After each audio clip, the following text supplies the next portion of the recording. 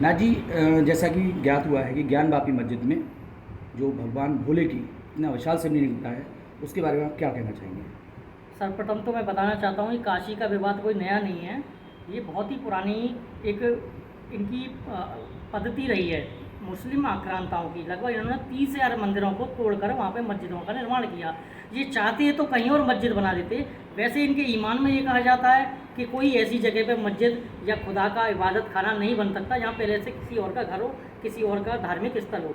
तो क्यों इन्होंने तोड़कर किया, और ये जानते हुए भी कि ये भगवान का घर है, भगवान का मंदिर है। दीवारों में स्वास्तिक के चिन्ह मिले हैं, तमाम देवी देवताओं की प्रतिमा खंडित मिली हैं। आप ज्ञान वापी को देखिए, उसका ऊपरी हिस्सा और नीचे की दीवारें एक दूसरे से भिन्न हैं, यानी कि लगता ही नहीं है कि मस्जिद दोनों आपस में एक समान है। तो पहले से ही मतलब कम दिखाई देने वाला मनुष्य भी बता सकता है कि ये मस्जिद नहीं है, ये मंदिर का हिस्सा है, उस पर मस्जिद बना दी गई है, यानी मंदिर के हिस्से पर मस्जिद बना दी गई है, ये ज्ञात है। और नंदीश्वर जहाँ बैठे होते हैं उनके सन्मुख हमेशा भगवान भोलेनाथ होते हैं, ये भी सदियों की परंपरा है।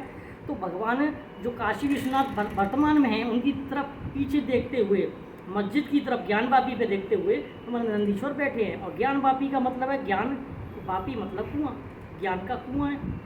तो ये संस्कृत में किसने मस्जिद का नाम रख दिया? अरब से आए मुस्लिम आक्रांता संस्कृत जानते नहीं हैं। इतनी सारे बातें होने के बावजूद भी अगर आप नकारते हैं कि वो मंदिर नहीं है, तो निसंदेह आप फिजूल में हिंदू मुस्लिम एकता की बात करते हैं। आपके मन में हिंदुओं के प्रति बैर भरा हुआ है, जहर भरा हुआ है।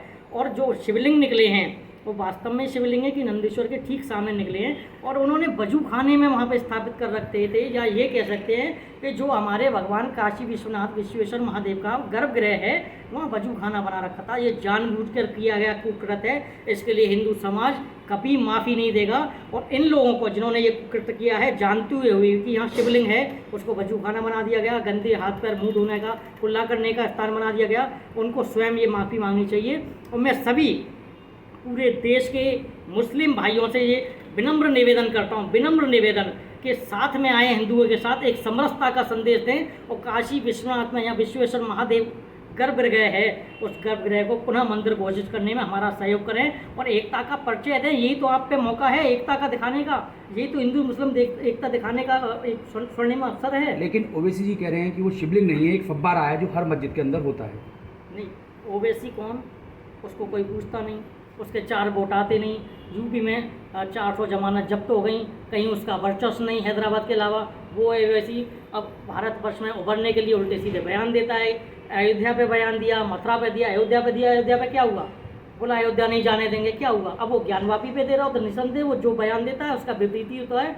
और वो फुब्बारे की बात कर रहा है, फुब्बारे और शिवलिंग में कितनी भिन्नता है। अगर आप शिवलिंग के ऊपर थोड़ा सीमेंट लगा के चीतापोती कर दोगे, कोई फुब्बारा नहीं बन जाएगा।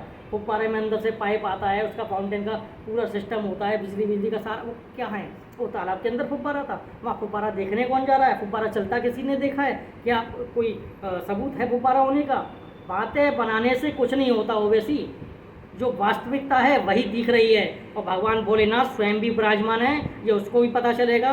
पहले हम लोगों के पूर्वज कहते आए थे हमें 3 स्थान दीजिए, मथुरा, काशी, अयोध्या, और बाकी सब हम भूलने को तैयार हैं। सब बिरस जाएंगे, भूल जाएंगे कि क्या हमारे साथ मुस्लिम आक्रांताओं ने किया, कैसे हमारे पूर्वजों को निर्ममता से मारा गया, भगवान की रक्षा के लिए जो तत्पर थे उनको मारा गया। वो सब भूलने को तैयार हैं। 3 स्थानों के लिए लगभग 30,000 से अधिक मंदिरों को तोड़कर नाजायज़ रूप से मस्जिद बनाई गई हैं। वो नाजायज़ हमारे लिए भी हैं और मुस्लिम समुदाय के लिए भी, क्योंकि दूसरे के पूजा स्थल को तोड़कर बनाई गई मस्जिद नाजायज़ होती है। उसमें कुरान पढ़ना या जो भी ये पढ़ते हैं वो गैरकानूनी तो हमारी तरफ से है, उनकी तरफ से भी वो क्या कहते हैं, वो जायज़ नहीं होती है। जो भी उनका शब्द होता है कि उनकी इबादत खुदा को मंजूर ही नहीं होगी अगर किसी और की इबादत खाने में वो इबादत करते हैं। तो वो हमें वापस चाहिए, पूरे 30,000 ही चाहिए, 3 नहीं, पूरे 30,000 का मौका है। धन्यवाद।